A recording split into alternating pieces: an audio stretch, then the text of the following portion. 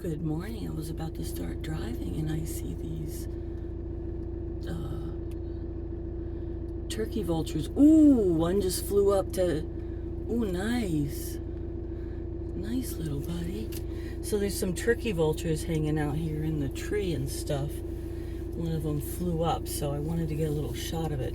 Unfortunately, it's a digital zoom, and I'll explain what a digital zoom to you is if you like. I'm discovering, I don't know if it's my settings. I don't really have the best camera, I think. The one you can probably see the best is going to be on top of this pole over here. Trying to get the lighting right. Right here. Okay. Ooh, there. Ooh, we got some flying. Ooh, we got some flying. What's going on, buddies? A car came from the other way. Nice. We got them all to fly. Okay. So we got 1, 2, 3. I know there's. Well, oh, here comes some more. Here comes some more. 1, 2, 3, 4 more. 5 or 6 more. Yeah, 6 more. Look at that. Nice. Y'all so pretty. I'm trying to get the brightness right. Oh, y'all so pretty. They're in the sycamore tree. Oh, no. Is it? Yes, a sycamore. It's a young sycamore. And then a few other places and on that post. So we're going to see if you can see it a little bit as we drive by. This is the turkey vulture video. We like you, turkey vultures. Should I try to get a shot of this guy on the pole? Oh my God, look at that head. I need to get his head like with the sky behind him.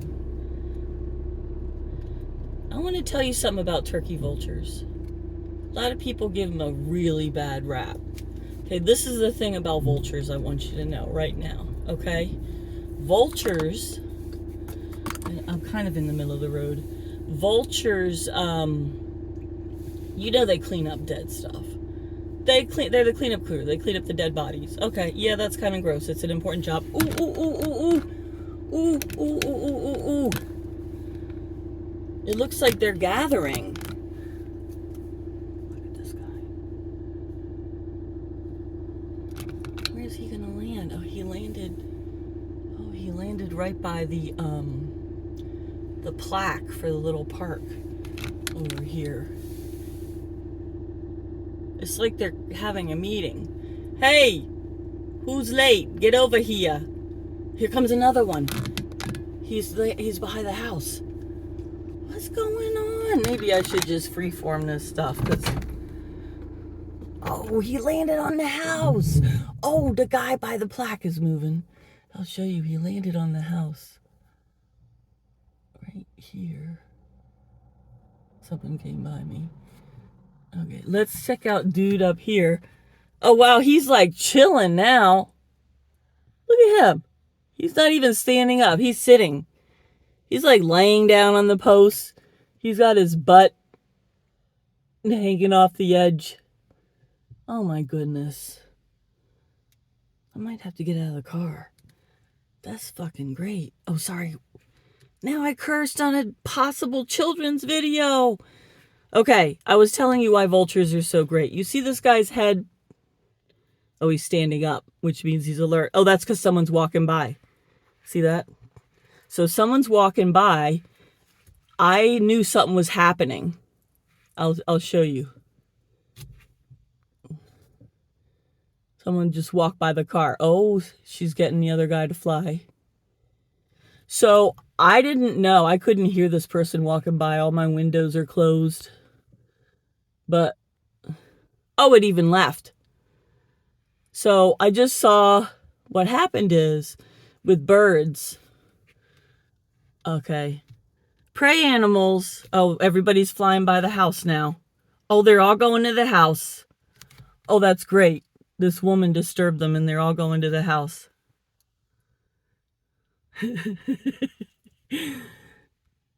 Now, no offense, woman.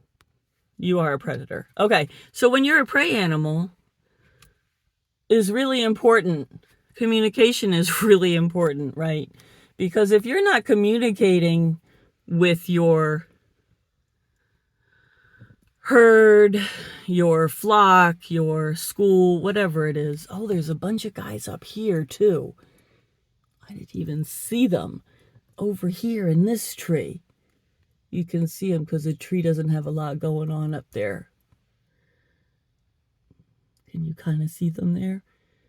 So anyway, all right, we're going to start driving because I got to get to work. But I'm going to explain to you about vultures. Today's Animal Day. All right, Animal Day. Ooh, we got flight. Oh, come on, y'all. Don't be so interesting. I got to go to work. Maybe we'll get some activity as I drive. We'll see. They didn't really do much when the other car went by. It's like they know the car is going to continue. Anyway, so what happened there, we were observing the bird on the telephone pole. And the bird on the telephone pole, when we first got there, was standing. Okay? I'm going to roll down my window. Hey, y'all, I love ya. Vultures are the best. I like ya. None of them flew away. One of them flapped a little bit and moved over 2 feet. Anyway, you're doing a great job, lady. I'm proud of you. This is a hill. Brunswick is a great cardio. You just go for a walk and you're like, this hill is like 95 degrees. Okay. Anyway. We'll get into geometry another day. So with the animals, the bird, this was communication. And the thing is the bird wasn't trying to commute with anybody. The bird wasn't saying, hey, y'all, it's time to chill. I mean, he was with his body language, but it wasn't a conscious thought, right? He was standing there alert. Things calmed down. They realized I had turned off my engine. I wasn't getting out of my car. No one was coming by. He decides, I'm going to lay down a little bit. And he lays down on the telephone pole with his I'd say bottom third hanging over and his tail feathers and all that. Thanks for triggering the light for us, so we really appreciate your timing. You even got to go in front of us. That's going with the flow right there, baby. Okay. Anyway, Vulture. Don't mind the ADHD. If you didn't figure it out yet, now you know. Standing up, alert, paying attention, chill, no danger. I'm going to rest. Yeah, let's wait. Everybody's late. Not everybody's here yet. We're waiting for the other 20 members. They're over there getting the squirrel off of 464. Anyway, that we just drove by. That squirrel in the road. I don't know if you noticed it. Anyway, or was that on? Anyway, never mind. Back to the subject. Alert. Laying down, relax, chill, right? And the reason why you know he's relaxed is, number one, it's a relaxing position. Number two, in order for a prey animal to be relaxed, they need to feel safe. Okay? So when you're near a prey animal, if they're looking really alert and tense and ready to just bolt, that's because they got to be ready to bolt. It's that or their life, right? They're basically always at the 100-meter dash starting point every moment of their lives, unless they feel safe. Then they're in the stands. They're not running a race. They're chilling, right? So it's a beautiful day, by the way, because it's October. So I'm sorry it's a talking video. I'll do some quiet videos with the beautiful trees. Don't worry. Anyway, so he's relaxed because if it were dangerous, it would take him longer to suddenly dart away. He'd be the last one out of there because he was laying down doing nothing. So he's only going to lay down and do nothing if there's no danger. So he's laying down doing nothing. And the reason why I surmise, is because I had turned off my engine. Another car had gone by and not stopped. There was no predator activity in the area. They had determined if I was going to get out of my car, I would have done it by now. And if I do, they still have a pretty good head start because I'm on the ground and I'm heavy. And they're up in the trees and they're lighter and can fly. Anywho. School bus. When he stood up, we were watching him, or her, watching and going, oh, look at that, look at that. Bird stands up. I'm like, because I understand bird body language. That body language is, there's another dead squirrel. Body language says, something's going on, right? Something's going on. So I can't hear anything. I don't see any cars. I don't see anything in front of me. I look to my right, and there is the person walking by me. And that's how I knew something was up before I could see it. I couldn't hear it. I couldn't see it. There was body language which communicated it to me. That's how you stay safe. Now, another thing that could have happened that I don't know about because I couldn't hear anything out of the car, really. I couldn't hear their wings flapping even. And many birds do this. There could be an alarm call. And many animals do this because I saw the bird's body language. What if a bird wasn't looking at the bird? Right? What if the bird had no clue? Another flock member was busy preening with his head turned the other way. He wouldn't know there was danger until the first bird's body language changed. Everyone who saw it, their body language would therefore also possibly change. But what about those that weren't looking? I'll tell you what. There's an alarm call. So this alarm call typically, I don't know if every species of bird does this or every species of prey animal, but obviously probably not. But typically there's an audible something. Because if I'm not looking, if I don't see the danger and I don't see you, it could be me, right? And you don't want to be eaten, but you don't want any of us to be eaten because we're related to you. We carry your genes. You want all of us to be safe. Nobody wants one of their family members to be eaten. I mean, not until it's to the point of we're in a cage together with a predator. But anyway, I don't think they're thinking about that. They're just thinking about survival right at that point. Anywho, the body language is not enough. So you need an alarm call.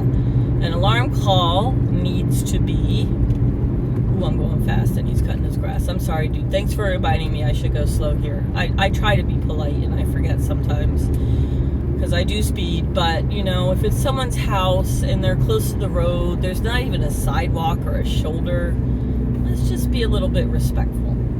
Okay? They can have children and pets and they're mowing grass, and he was respectful and stopped mowing. I hate people who mow grass. Let me tell you something. We'll get back to vultures and birds and prey animals. Hold on a minute here. When you're mowing your grass, I'm so proud of you. And I know sometimes it's a pain in the butt because all you have is a push mower and it's not even self-propelling. Or you have a riding mower, but you got a hill. Either way, if you got a push mower, whatever, a riding mower, you're on a hill. I know it's dangerous. You don't want to tumble into the road. Okay, I understand that. But do me a favor. Do not blow your grass into the road. Let me tell you why, okay?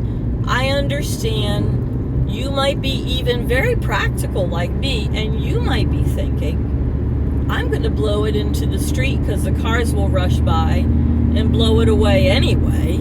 It doesn't really matter. No, it does actually matter because the thing is also it looks like it might rain, so it could stay on the road a lot longer than you think. However, let's say it's even a windy day.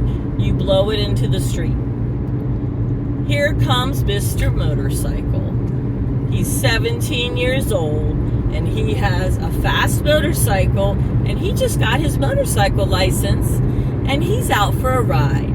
and he doesn't have a lot of experience, but he's careful. He could slide on your grass in front of your house. And then, oh, you don't care. Okay, whatever. Let me tell you something. This is why I'm a good marketer. I'll tell you why I'm a good marketer. Let's say you are the most terrible person who ever lived. Okay? I'm sure you're not. But let's just say there was a terrible person who was really mean. I can give you a reason why he shouldn't do it. Oh, I like to see motorcycle riders slide and get hurt. Let me tell you something. You don't want that in front of your house. That's a mess. Then you got the cops, then you got the ambulance, then you got to be a witness, then you might even get fined. That's going to ruin like at least one of your days. Okay? If not many, many, many more days than that. Sorry, Hyundai, I'm going quick. I didn't signal very early, so he didn't know if I was turning or not. That's a tactic you can actually use to go in front of people you're supposed to yield to. I don't suggest it, and I didn't really mean to do it, but I've seen people do it. Maybe they're not aware. Anyway, so don't blow grass into the road. Okay, I know it's tricky. I know it's hard. Can you bag it? Can you rake it? Can you leaf blow it yourself? Can you just not blow it into the road? That would be great. Blow it into your yard. It'll all be fine. Okay? Back to vultures. Vultures. So, body language change. Alarm call. Alarm call needs to be an audible call to the rest of your peeps. Okay? Now, I don't know why my phone is angled badly. I'm sorry. I'm trying to re-angle it, and I hope you're not mad. There's like, so either have the phone holder in it or, okay. I'm done. I can't deal with that. Okay. Anyway, so there's a Honda behind me who's mad, but there's not very far I can go anyway.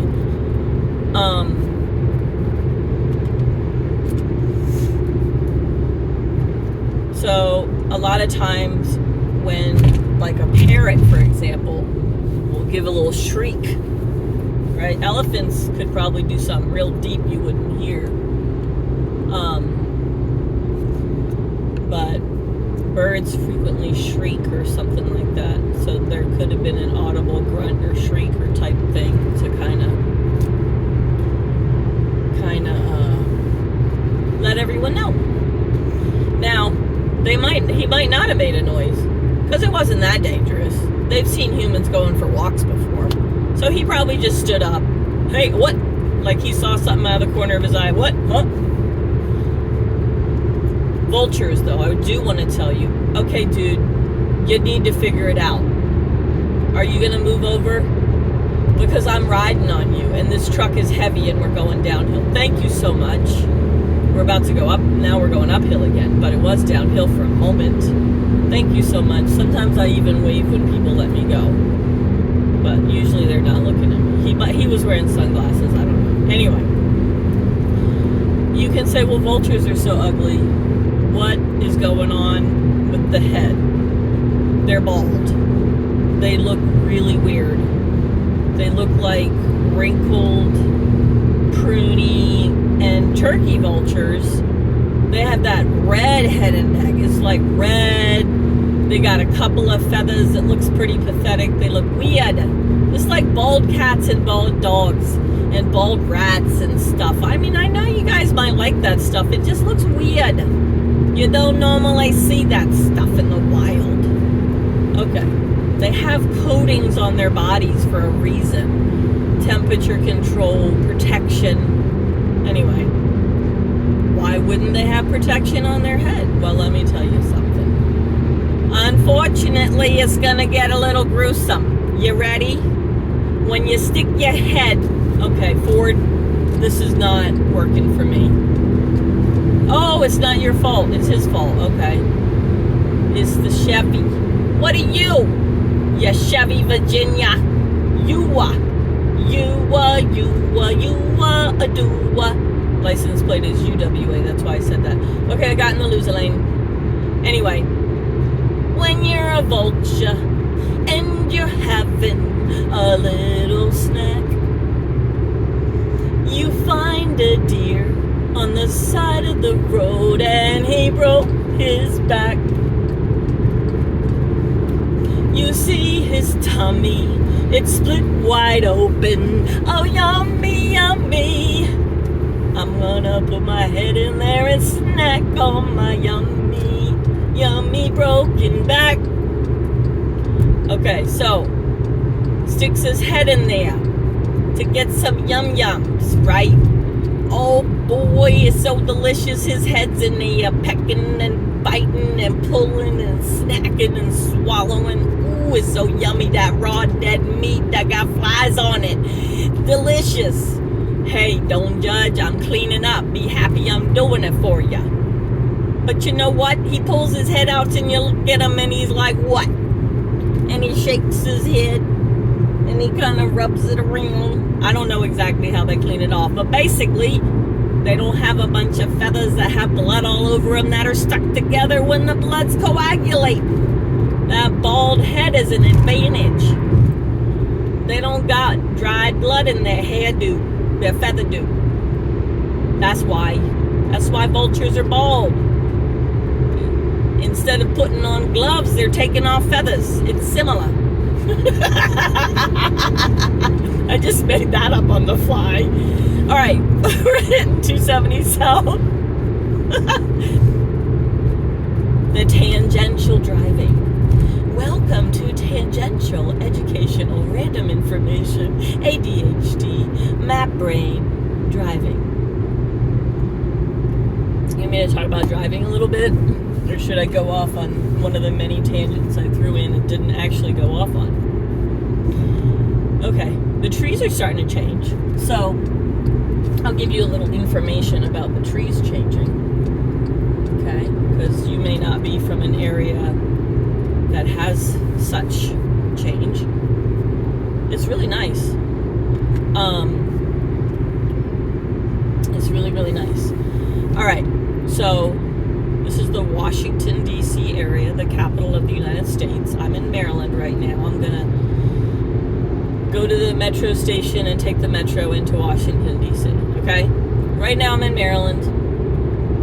We get cold winters. Cold winters meaning below freezing for a substantial period of time.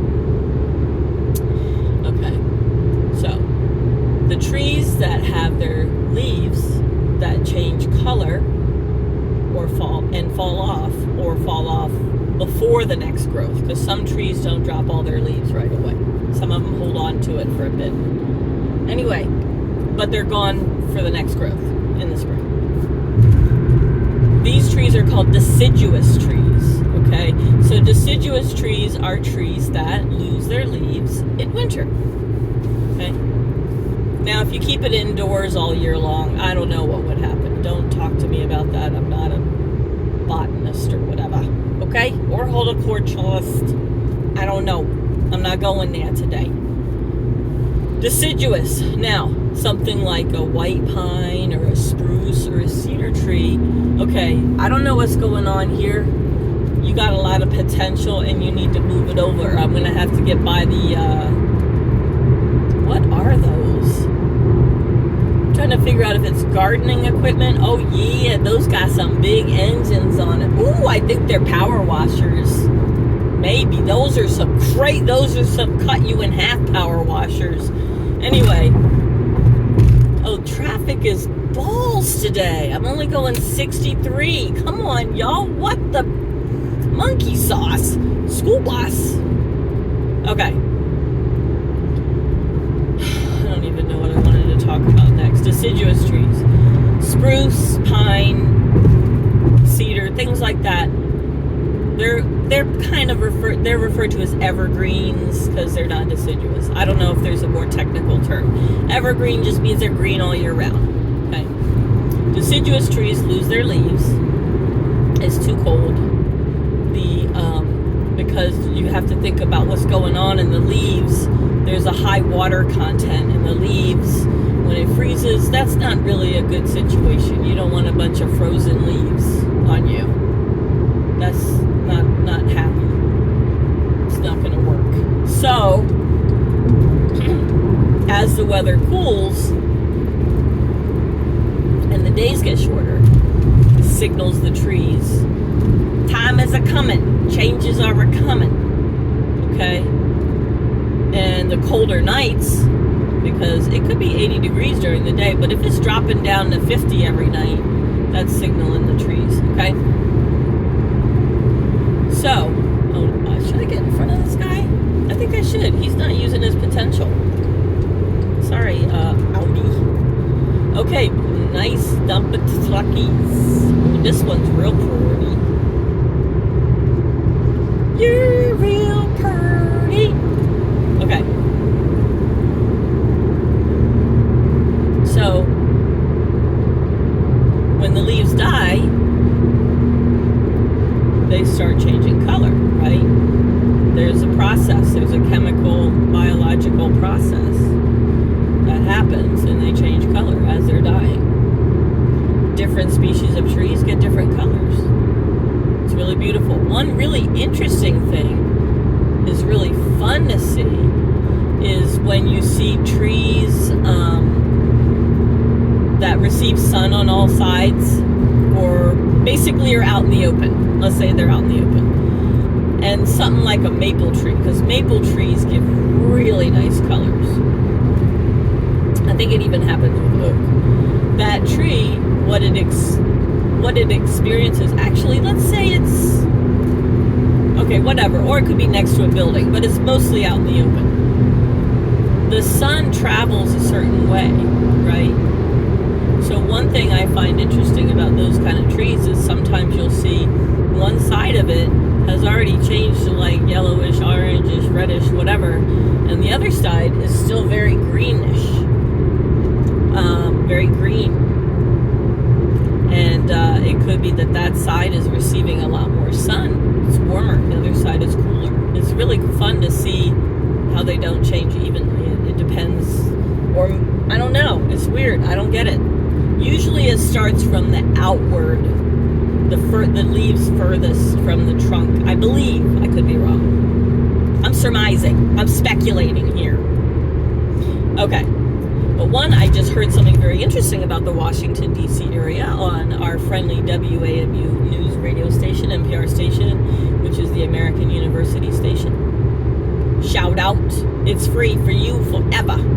Because I don't donate right now. I'm a little broke, but I like ya. Okay. That's your shout out.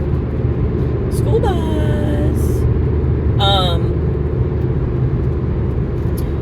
Anyway, yeah, school bus did really clear my brain right there. Okay, hold on. Leaves. Where were we? Yeah, interesting. News, WAMU. Okay. Apparently, I heard this morning, today is October 6th. It's a Friday. Yeah, baby. Okay.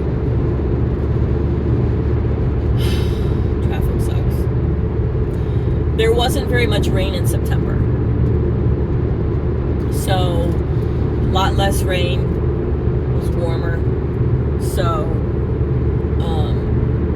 they won't be as colorful as they usually are because there was less rain. Interessante. I did not know that. This lady's talking on the phone, or maybe she's making a video, the lady that was on the right. She's either talking on her phone or making a YouTube video like me. Anyway, so they're not going to be as colorful, unfortunately.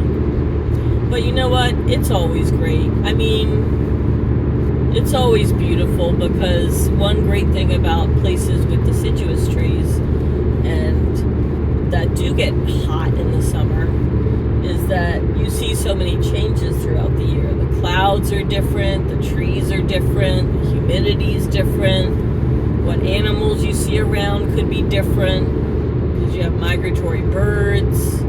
Everyone's getting out of this lane. They're upset with the guy with the trailer. Oh, they wanted to get over for the guy on the side of the road and I didn't. His lights aren't flashing, so legally I didn't have to. I do see why you want to get around him though, and it's not his fault. It's the stuff in front of him. But I did make a little progress here. Okay. Anywho, you get to see so many changes. I mean, look at the clouds today. It looks like it's going to rain. I don't know what's going on. It looks like it's going to rain any second, but it might not. I had some gorgeous clouds last week. We just get really pretty clouds around here when the sky is like blue, and then you get all these. I wish I knew more about clouds. I just know that I really like cumulus clouds, but maybe that's because that's one that I remember. I don't know. I remember when I had to learn what each kind of cloud was called. I don't know. I feel like that was elementary school, but it might have been like later, like 7th grade. Maybe it was 8th. I don't know. Anyway, when do you learn that in school? I don't remember. And I was actually really interested in it, but I just could not remember all those damn words. I was like, I'm sorry, these are a bunch of really long words in Latin, and I do not really, I couldn't feel like I could, I don't know how to explain it. I remembered a few of them. I passed a test. It did not last in my brain. So should we talk about learning in schools? Shall I throw out some theories about what we could do? It's really hard, man. Everyone has an idea about what what you need to teach people, teach kids. What do they need to know? And then sometimes you want to teach them a little bit of everything so they can figure out what they enjoy. You want them to have a certain functionality in society. You want them to develop skills to contribute. Yeah, y'all are dumb.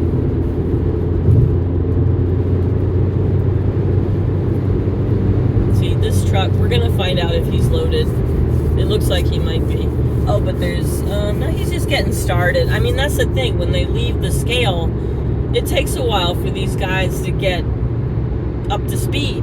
Every time they stop, that's a lot of time they lose. It takes time to slow down and speed up when you're big and heavy. Anyway,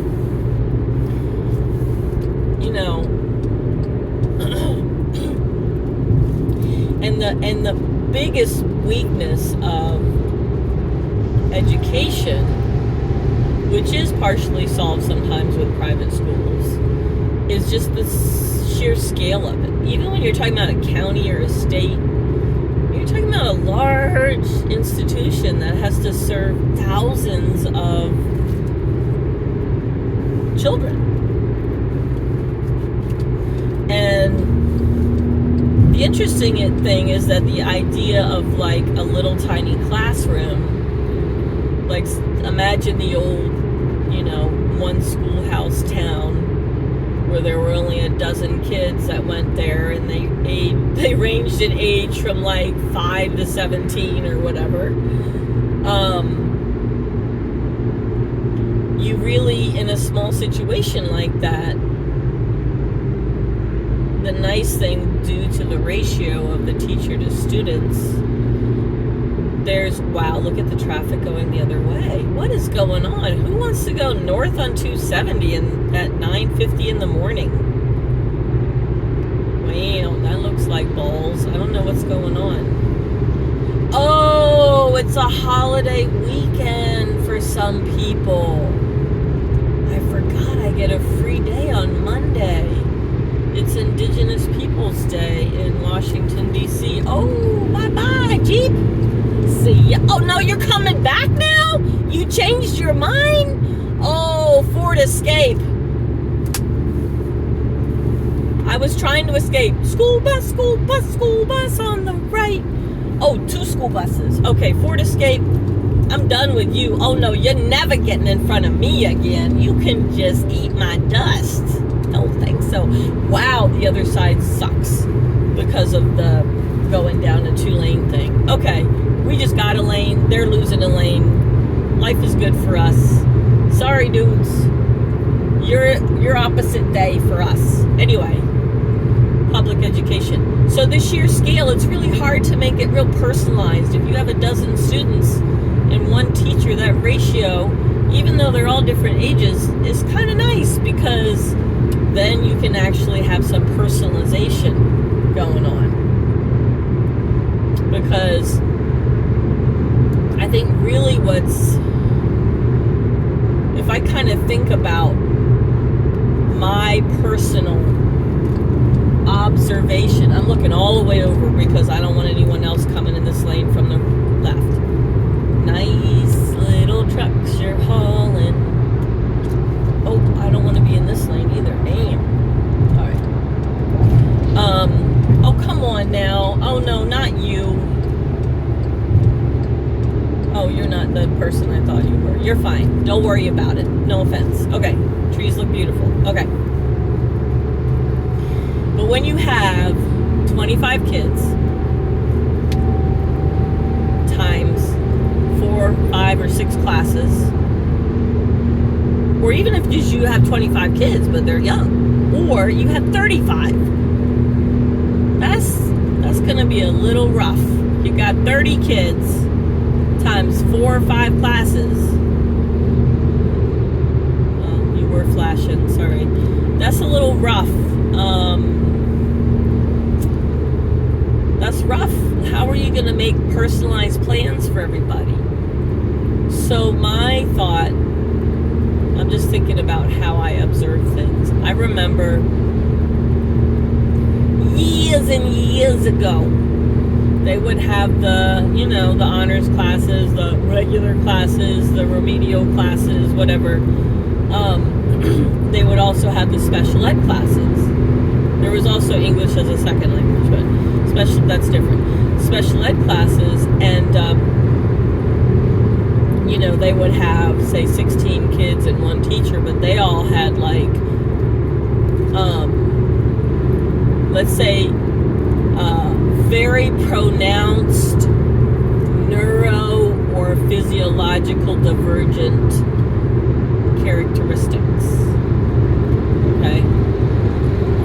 So that was like, okay, we only give you 16 and we give you an assistant maybe, but everyone is like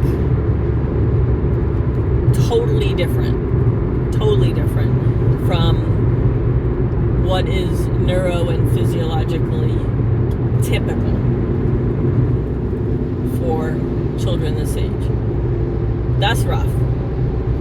Now, as we progress, school bus, another school bus. Ooh, we get to see all the school buses. I'm excited. Yes, I am. Okay.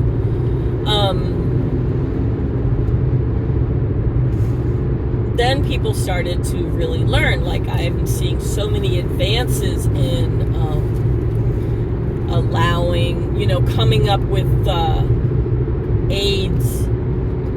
First we had aids to help children who need help walking, or we had wheelchairs, or now we have like computers and hearing, like computerized hearing aid brain things. We have like so many such assistive technology to allow people to hear and speak when they couldn't without that assistive technology. Even so, like assistive technology back in the old days was a cane. Now it's a computer, whatever. It's all assistive. Maybe it's not technology. Anyway. But we've learned so much about what used to be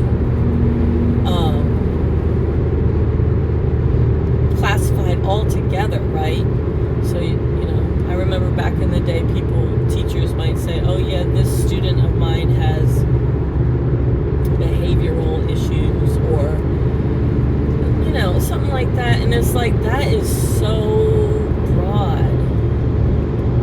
That's like saying you use yeast to make beer. Like, what? That has nothing to do with, that's like so broad. Now we're talking about, being on the spectrum, being neurodivergent, all kinds of things. And we're learning so much more. White Volkswagen be going like real slow and holding up traffic. Don't be in the middle lane. Move over. Oh, dump truck. No, you not. Okay. I might not want to be in this lane. School bus. I don't know if you saw it, but I want to be in front of that dump truck, but I don't think I'm going to make it. So I'm going to get back to the left lane again. Bada bing, bada boom. But I was listening to this really great YouTube video by Attitudes, ADD Tudes, and they had a doctor on there. I wish I could remember his name right now. I want to say Wilcox, but I don't think it was. But anyway, he was talking about how everyone has their own user's manual, right? So that's the thing about education that is kind of missing out, is that you have such a large scale operation that it's really hard to have personalization down to, I see 2 school buses right now.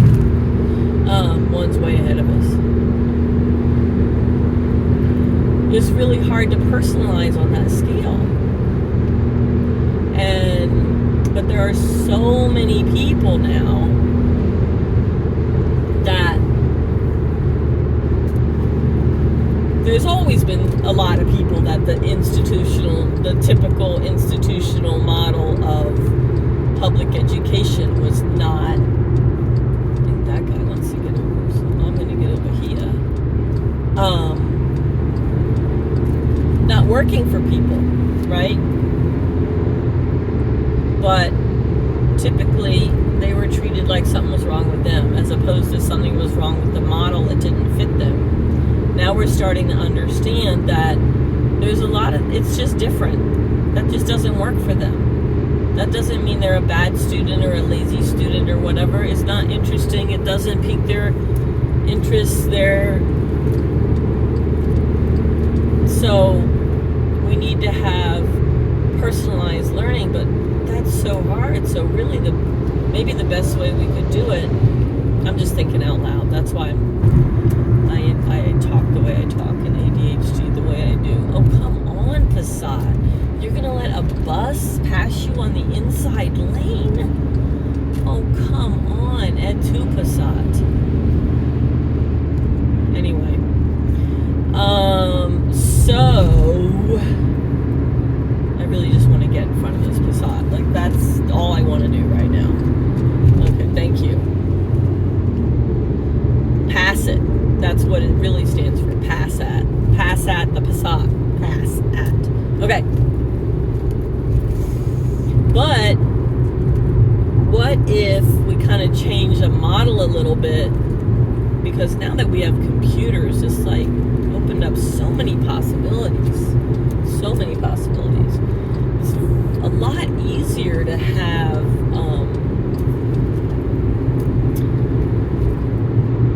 individualized custom education, right? So let's imagine, I'm just making it up as I go along. I'm brainstorming. I'm trying to help you out. This is a freebie. I still want credit for it. And if you make $1 billion, give me a dime. Okay, so I smell gas. I don't like that. It's not me, or I would have been smelling it all day. Anyway, you go into a classroom. You have computers. I don't know what the exact setup is exactly, but you have computers or other, iPads, whatever, some kind of devices, headphones. Everyone can have their own pair of headphones that they can plug in. And you have individualized learning, okay? And the individualized learning gives you choices. What do you want to learn about? What do you want to learn? And each little subject matter, it could be like the idea of taking continuing professional education. You take these little webinars and these courses. So what are you interested in? What do you want to do? Oh, here's a whole bunch of stuff in science. You could kind of explain a tiny bit about each kind of science. And then, you get the kids who were like 5 learning about paleontology because that's interesting to them. They do some courses, some very short courses, and these kids get, a credit for each couple of hours. And all those credits can add up. And what you can say is you need, before you graduate from high school, you need 150 hours of science.